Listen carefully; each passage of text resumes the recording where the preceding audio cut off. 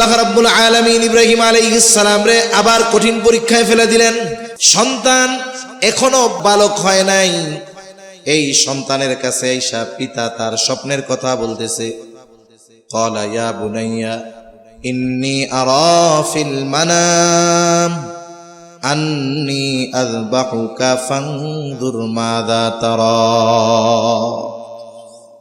বাচ্চারে বলতেছে, ইয়া বুনাইয়া, হে আমার বৎস, আমি স্বপ্নে দেখলাম আন্নী আযবাহুকা, আমি তোমারে জবাই করতেছি। এই ব্যাপারে তুমি কি বলো? যদি আল্লাহর নির্দেশই হয়ে থাকে যে ইসমাইল আলাইহিস সালাম রে জবাই করতে হবে, তাহলে ইব্রাহিম আলাইহিস সালাম কেন ইসমাইল আলাইহিস সালাম রে জিজ্ঞাসা করলেন? জিজ্ঞাসা করার উদ্দেশ্য এটা নয় যে সন্তান যদি রাজি হয় জবাই দিমু, রাজি না থাকলে জবাই দিমু না, এটা নয়। যেমন আল্লাহ তাআলা যখন মানুষ বানানোর ইচ্ছা করেছেন, ফেরেশতাদেরকে বলছেন যে আমি দুনিয়ায় আমার খলিফা পাঠাইতে চাই। বিষয়টা এটা নয় যে ফেরেশতারা যদি বলে হ্যাঁ আল্লাহ পাঠান, তাইলে আল্লাহ পাঠাবে, নিষেধ করলে পাঠাবে না, বিষয়টা এমন নয়।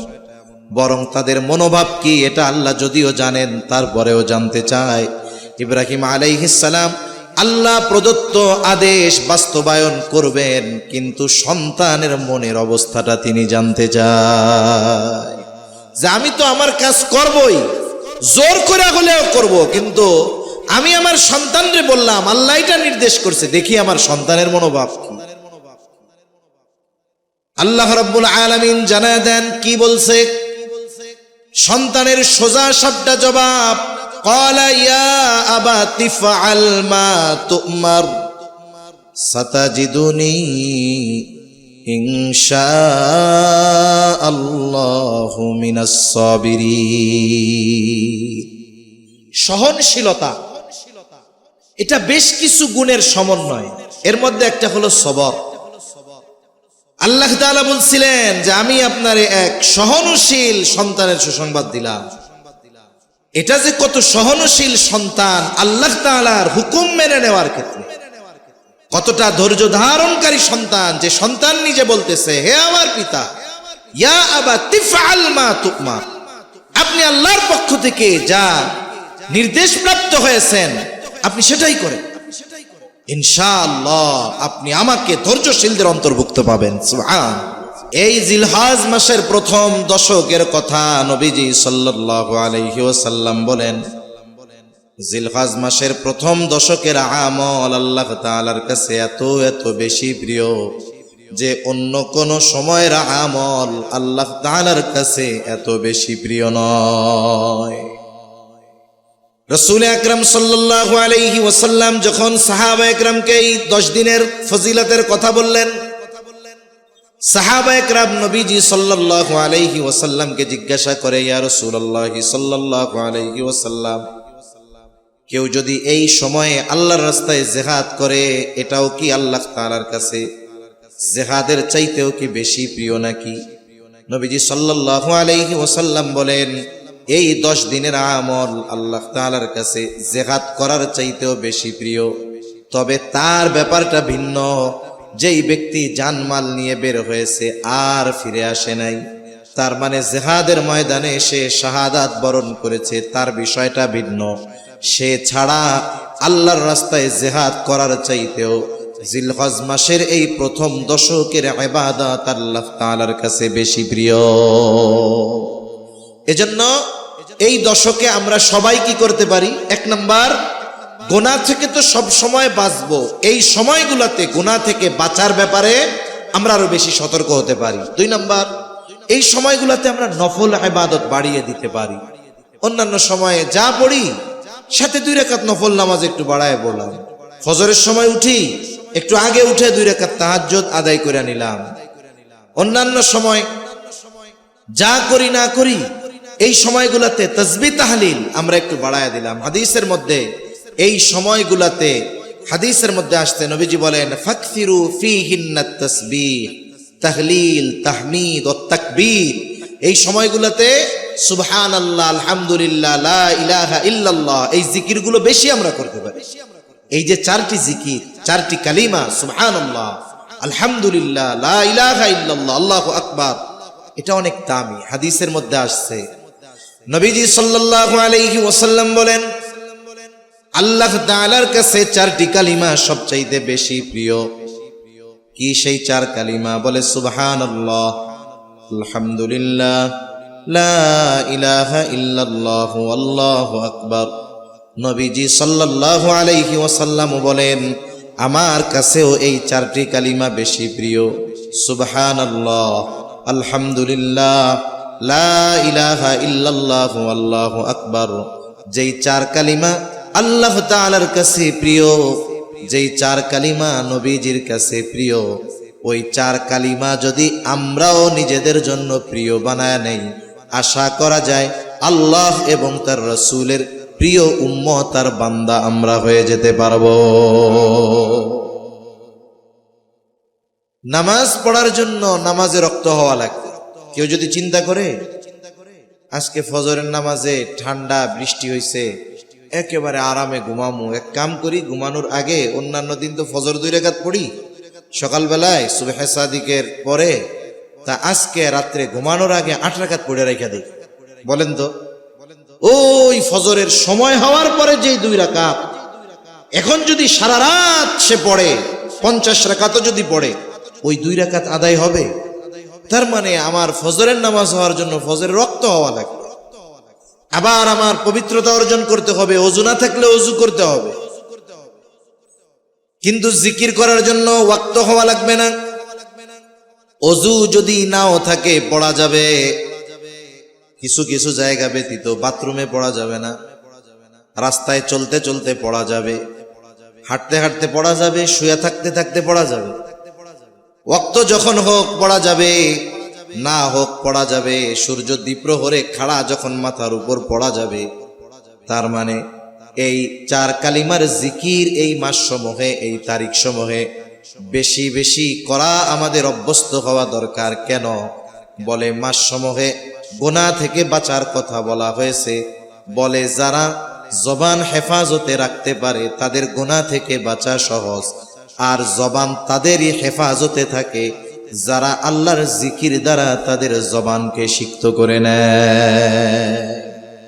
আমার আপনার জবানে যদি জিকির থাকে, জিকির যদি অভ্যস্ত হয়ে যায়, জিকির দ্বারা যদি আমার জবানে আমি সজীবতা আনতে পারি, তাহলে একটা সময় দেখবেন যেই জবানে আল্লাহর নাম উচ্চারিত হয়, আল্লাহর বড়ত্বের উচ্চারণ হয়, আল্লাহর পবিত্রতার ঘোষণা হয়, আল্লাহর প্রশংসা হয়, ওই জবানে মিথ্যা কথা বলা, কাউকে বকা দেওয়া আমার আপনার জন্য কষ্টকর হয়ে যাবে। তখন কি মনে হবে, ভাই রে, যেই জবান দিয়ে আমি আল্লাহর জিকির করি, এই জবান দিয়ে আমি মানুষকে গালি দিমু। এজন্য জবান হেফাজতের অন্যতম মাধ্যম হলো জবানকে জিকির দ্বারা সিক্ত করা এই সময়গুলাতে। এজন্য হাদিসের মধ্যে আসছে এই চার কালিমার জিকির আমরা বেশি বেশি করব। আরেকটা করতে পারি, সুবহানাল্লাহি ওয়া বিহামদিহি সুবহানাল্লাহিল আযীম। এই দুইটা কালিমা জবানে বড় হালকা, মিজানে বড় ভারী। সুবহানাল্লাহি বিহামদিহি সুবহানাল্লাহিল আযীম। এই ছোট ছোট কালিমাগুলো কিয়ামতের দিন দেখবো এর প্রতিদান কত বড় বড়। এজন্য জিলহজ মাসের প্রথম 10 দিন হলো আল্লাহ তাআলার কাছে এই 10 দিনের ইবাদত সবচাইতে প্রিয়। এবং এই 10 রাত্রির কসম আল্লাহ তাআলা করেছেন। এই 10টা দিনের যে রাত, এই রাতের কসম আল্লাহ তাআলা করেছেন। ওয়াল ফাজরি ওয়া লায়ালিন আশর, আল্লাহ তাআলা ফজরের কসম করেছেন, 10 রাত্রির কসম করেছেন।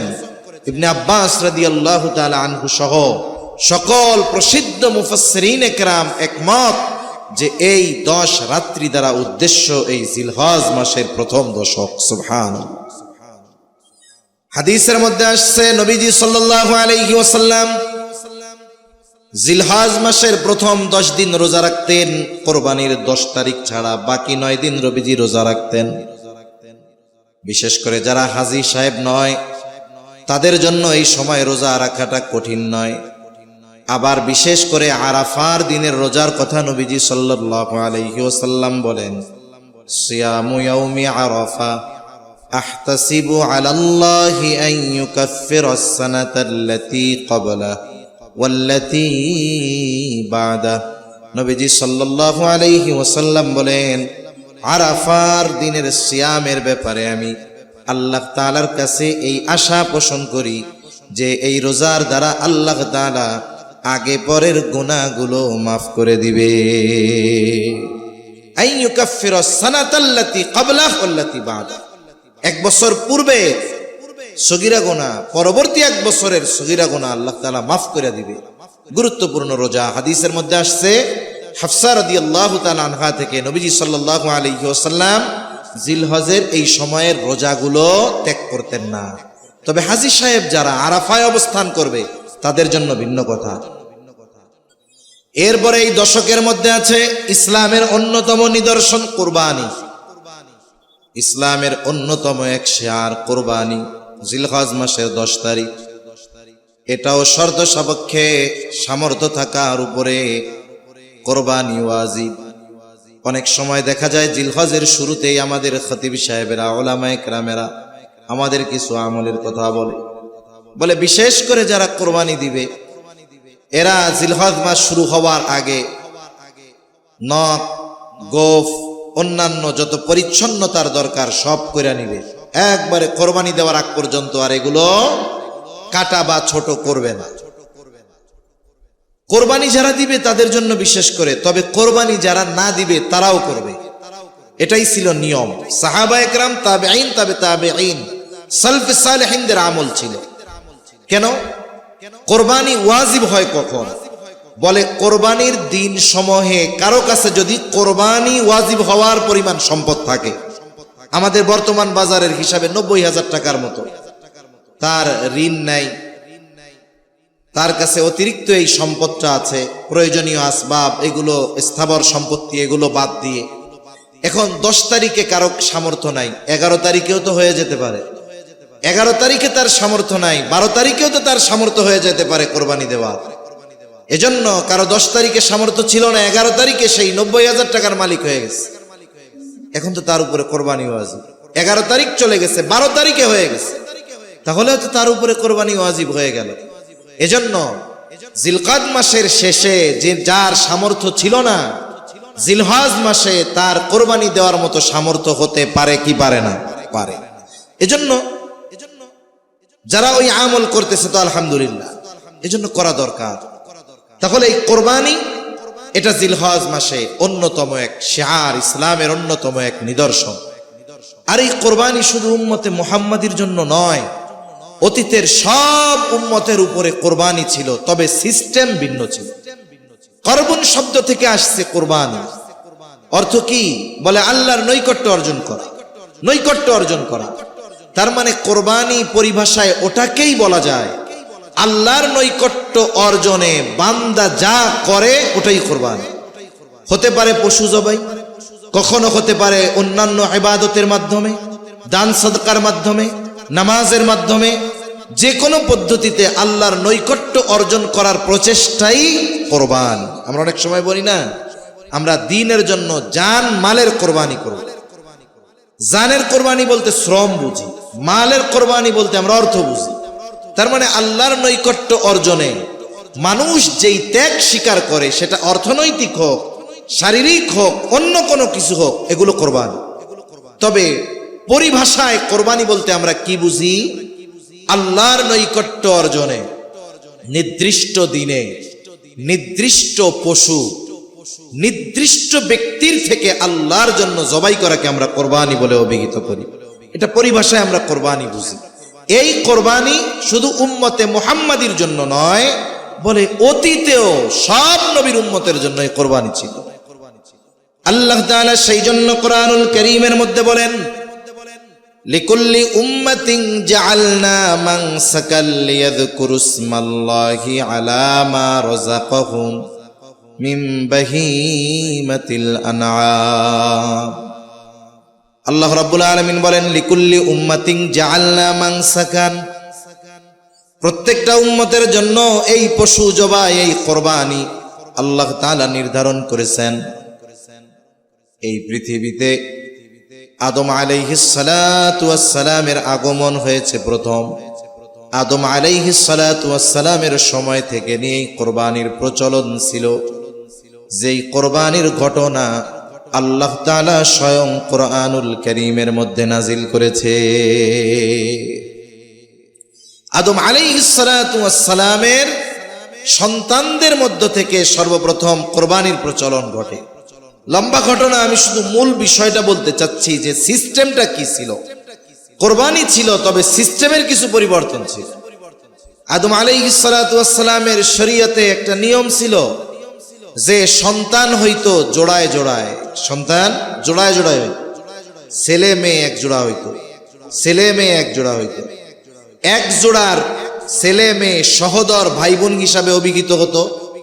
বিবাহের ক্ষেত্রে অপর জোড়ার ছেলের সাথে মেয়ের, মেয়ের সাথে ছেলের বিবাহ হইতো। তার মানে এক জোড়ায় যারা জন্ম নিছে এদের একের সাথে অপরের বিবাহ হারাম ছিল, নিষিদ্ধ ছিল।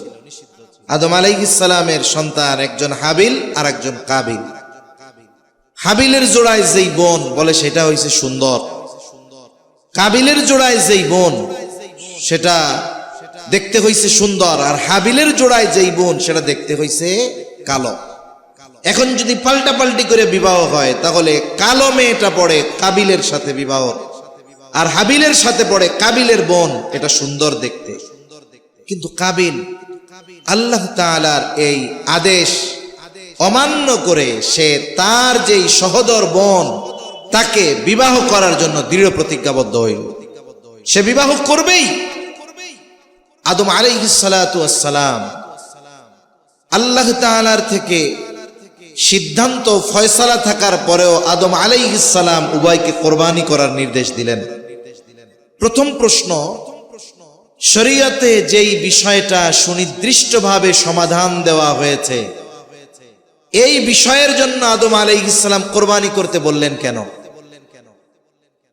আদম আলাইহিস সালাম আল্লাহর পয়গম্বর, উনি সুনিশ্চিত যে এই বিষয় নিয়ে যদি কোরবানি করাও হয় তাহলে কাবিলের কোরবানি আল্লাহ তাআলা কখনোই কবুল করবে না, কারণ সে কোরবানি করতেছে অসৎ উদ্দেশ্যে, আল্লাহর সন্তুষ্টির জন্য নয়। এই ঘটনা আল্লাহ তাআলা কোরআনে বর্ণনা করেছেন। আল্লাহ তাআলা বলেন, ওয়াতলু আলাইহিম নাবা আবনাই আদামা বিল হক ইয ক্বাররাবা কুরবানান ফাতুকুব্বিলা মিন আহাদিহিমা ওয়া লাম ইউতাকাব্বাল মিনাল আখার ক্বালা লাআকতুলান্নাক ক্বালা ইন্নামা ইয়াতাকাব্বালুল্লাহু মিনাল মুত্তাকিন। আল্লাহ রাব্বুল আলামিন বলেন, ওয়াতলু আলাইহিম নাবা আবনাই আদম বিল হক, আপনি যথাযথভাবে আদম আলাইহিস সালামের সন্তানদের এই ঘটনা বর্ণনা করেন। ইয ক্বাররাবা কুরবানান, এরা দুইজন আল্লাহর নৈকট্য হাসিলের জন্য কোরবানি করলো। কি কোরবানি করলো?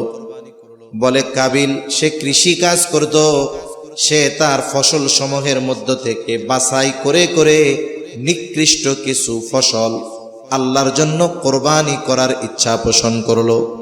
আর হাবিল দুম্বা লালন পালন করত, সে তার দুম্বাগুলো থেকে সর্ব উৎকৃষ্ট সবচাইতে যেটা উত্তম সেটাকে আল্লাহর জন্য কোরবানি করার জন্য ইচ্ছা পোষণ করলো।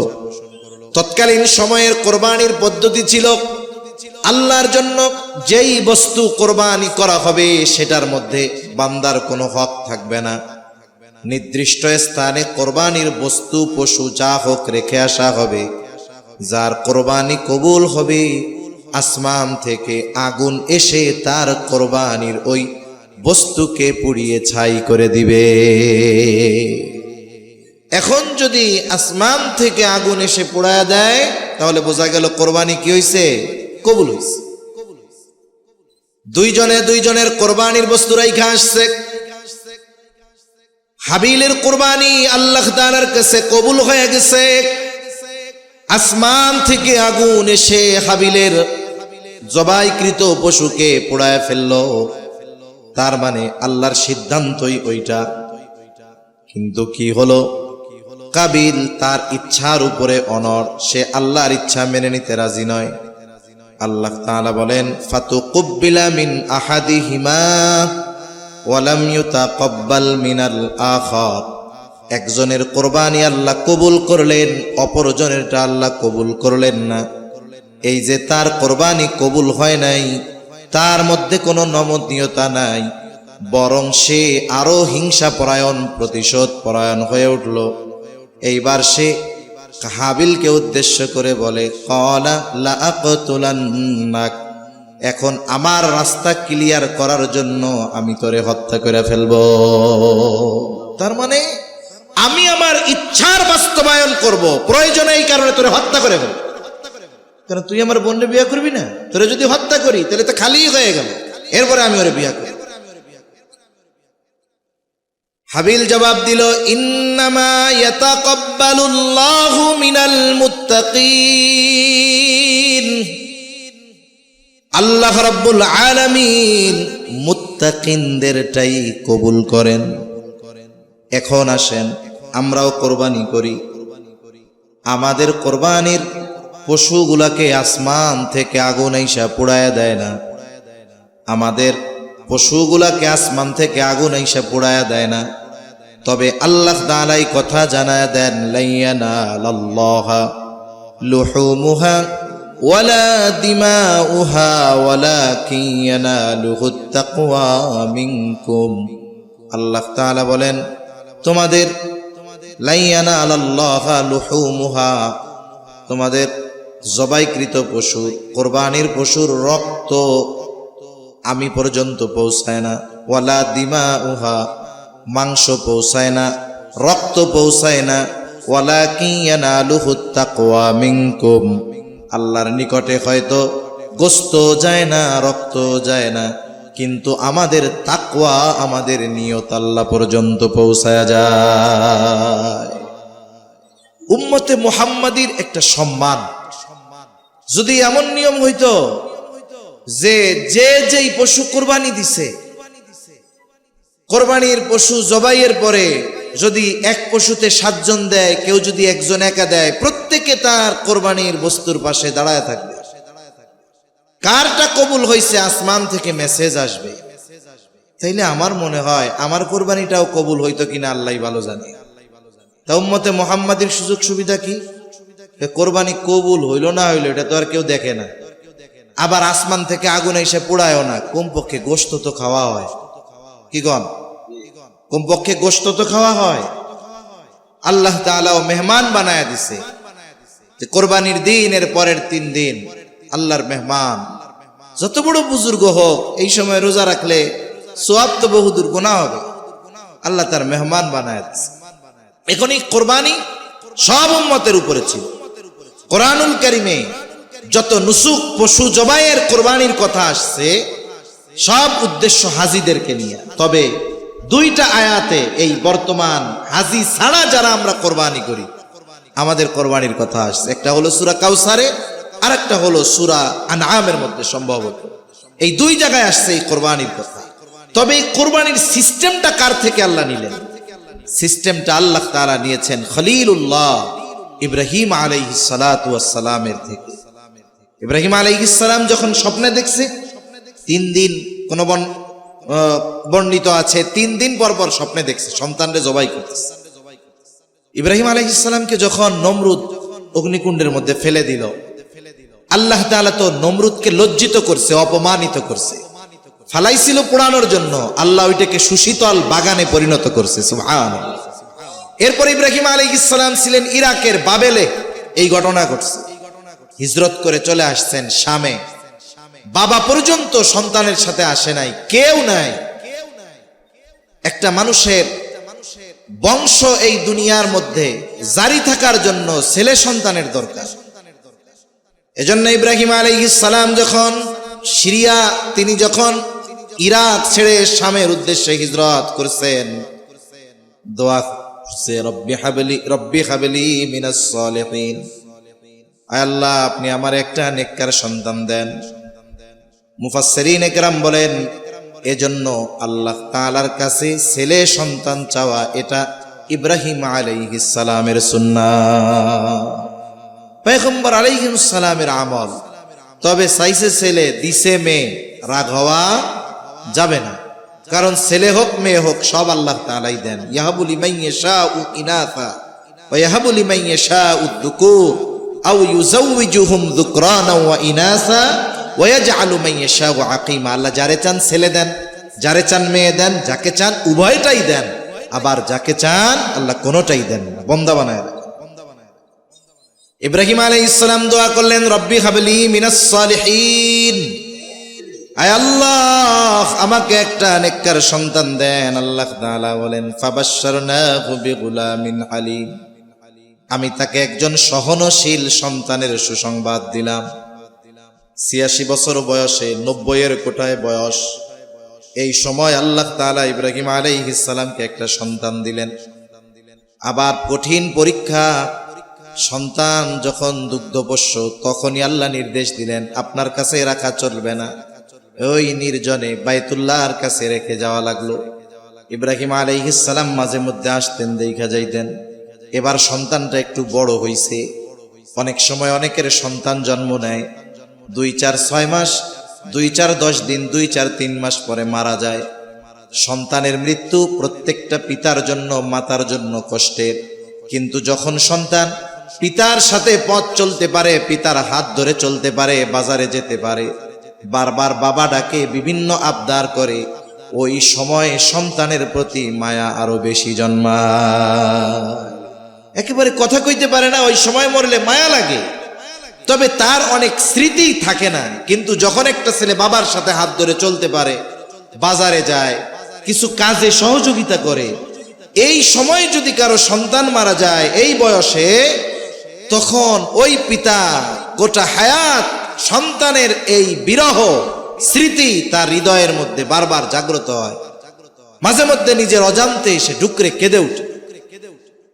আল্লাহ রাব্বুল আলামিন ইব্রাহিম আলাইহিস সালাম রে আবার কঠিন পরীক্ষায় ফেলে দিলেন। ফালাম্মা বালাগা মাআহুস সা'য়া ক্বালা ইয়া বুনাইয়া ইন্নী আরা ফিল মানামি আন্নী আযবাহুকা ফানজুর মাযা তারা ক্বালা ইয়া আবাতি ফাআল মা তু'মার সাতাজিদুনি ইনশাআল্লাহু মিনাস সাবিরিন। যখন ইব্রাহিম আলাইহিস সালামের সাথে ইসমাইল আলাইহিস সালাম চলাচল করতে পারে এমন একটা বয়স হয়েছে, তার মানে মনে হয় ৮-১০ বছর বয়স এরকম হবে। এমন অবস্থায় যখন পৌঁছাইছে, পিতার সাথে চলতে পারে, ইব্রাহিম আলাইহিস সালাম স্বপ্নে দেখছে সন্তান এখনো বালক হয় নাই। এই সন্তানের কাছে আইসা পিতা তার স্বপ্নের কথা বলতেছে, ক্বালা ইয়া বুনাইয়া ইন্নী আরা ফিল মানাম আন্নী আযবাহুকা ফানজুর মাযা তারা। বাচ্চারে বলতেছে, ইয়া বুনাইয়া, হে আমার বৎস, আমি স্বপ্নে দেখলাম আন্নী আযবাহুকা, আমি তোমারে জবাই করতেছি। এ তো আমাগো দেশের পীর সাহেবকে মতো স্বপ্ন না, নবীদের স্বপ্ন ওহী। অনেক মানুষ বাংলাদেশেও আছে হয়তো এরকম, সে কয় আমার আর নামাজ কালাম লাগবো না। কেন? কয় আমি স্বপ্নে দেখছি আমার 2 রাকাত নামাজ কবুল হয়ে গেছে গা, আর 2 রাকাতই তো নাজাত পাওয়ার লাগে যথেষ্ট, এই জন্য আমার সব নামাজ আল্লাহ মাফ করে দিছে। নাউজুবিল্লাহ বলে। এই পৃথিবীর সবচাইতে বড় বুজুর্গ যদি এমন কোন কথা বলে যেটা শরীয়তে সুসাব্যস্ত হয়ে আছে, কেউ যদি বলে যে আমি বুজুর্গ মানুষ স্বপ্নে দেখছি, আমার জন্য মত জায়েজ, জায়েজ জীবনেও হবে, জীবনেও হবে। এজন্য সবচাইতে বড় বুজুর্গের স্বপ্নের দ্বারা শরীয়তের 1 চুল কম বেশি করার কোনো সুযোগ নেই। কিন্তু নবীদের স্বপ্ন ওহী। ইব্রাহিম আলাইহিস সালাম ঈসা বলতেছে, আন্নী আযবাহুকা ফানজুর মাযা তারা, আমি তো দেখছি স্বপ্নে তোমারে আমি জবাই করতেছি, এই ব্যাপারে তুমি কি বলো? যদি আল্লাহর নির্দেশই হয়ে থাকে যে ইসমাইল আলাইহিস সালাম রে জবাই করতে হবে, তাহলে ইব্রাহিম আলাইহিস সালাম কেন ইসমাইল আলাইহিস সালাম রে জিজ্ঞাসা করলেন? জিজ্ঞাসা করার উদ্দেশ্য এটা নয় যে সন্তান যদি রাজি হয় জবাই দিমু, রাজি না থাকলে জবাই দিমু না, এটা নয়। যেমন আল্লাহ তাআলা যখন মানুষ বানানোর ইচ্ছা করেছেন, ফেরেশতাদেরকে বলছেন যে আমি দুনিয়ায় আমার খলিফা পাঠাইতে চাই, বিষয়টা এটা নয় যে ফেরেশতারা যদি বলে হ্যাঁ আল্লাহ পাঠান তাইলে আল্লাহ পাঠাবে, নিষেধ করলে পাঠাবে না, বিষয়টা এমন নয়। বরং তাদের মনোভাব কি এটা আল্লাহ যদিও জানেন তারপরেও জানতে চায়। ইব্রাহিম আলাইহিস সালাম আল্লাহ প্রদত্ত আদেশ বাস্তবায়ন করবেন, কিন্তু সন্তানের মনের অবস্থাটা তিনি জানতে চায় যে আমি তো আমার কাজ করবই, জোর করে হলেও করব, কিন্তু আমি আমার সন্তানরে বললাম আল্লাহ এটা নির্দেশ করছে, দেখি আমার সন্তানের মনোভাব কি। আল্লাহ রাব্বুল আলামিন জানায় দেন কি বলছে। সন্তানের সোজা সাপটা জবাব, ক্বালা ইয়া আবাতি ফাআল মা তুমার সাতাজিদুনি ইনশাআল্লাহু মিনাস সাবিরিন। সহনশীলতা এটা বেশ কিছু গুণের সমন্বয়, এর মধ্যে একটা হলো সবর। আল্লাহ তাআলা বলছিলেন যে আমি আপনারে এক সহনশীল সন্তানের সুসংবাদ দিলাম। এটা যে কত সহনশীল সন্তান আল্লাহ তাআলার হুকুম মেনে নেওয়ার ক্ষেত্রে, কতটা ধৈর্য ধারণকারী সন্তান, যে সন্তান নিজে বলতেছে হে আমার পিতা, ইয়া আবাতি ফাআল মা তুমার, আপনি আল্লাহর পক্ষ থেকে যা নির্দেশ প্রাপ্ত হয়েছেন আপনি সেটাই করেন, ইনশাআল্লাহ আপনি আমাকে ধৈর্যশীলদের অন্তর্ভুক্ত পাবেন। সুবহানাল্লাহ। বাপ বেটা মিলে গেছে। এইবার জবাইয়ের জন্য সন্তানরে নিয়ে গেছে। লম্বা কথা, এমনটা হয় নাই এই জবাই দেওয়ার আদেশ শুধু পিতা মেনে নিছে এমনটা নয়, বরং সন্তানও আল্লাহ তাআলার জন্য জবাই হওয়ার জন্য প্রস্তুত হয়ে গেছে। এই জন্য আল্লাহ বলেন ফালাম্মা আসলামা ওয়া তাল্লাহু লিল জাবিন, যখন দুইজনই আল্লাহর এই আদেশের কাছে আত্মসমর্পণ করলো, এ জবাইয়ের জন্য প্রস্তুত হয়ে গেল। অন্যদিকে সন্তানের চেহারা ঘুরায় দেওয়া হলো। সন্তানই না, তাফসীরের মধ্যে আসছে সন্তান নিজেই বলতেছে পিতা আপনি আমার চেহারাটা জমিনের দিকে কাত কইরা দেন, উপর কইরা দেন। আর এক বর্ণনায় আসছে কাত কইরা দেন যাতে চোখে চোখাচোখি না হয়ে যায়, আপনার আদেশ পালনে কোনো ব্যাঘাত না ঘটে।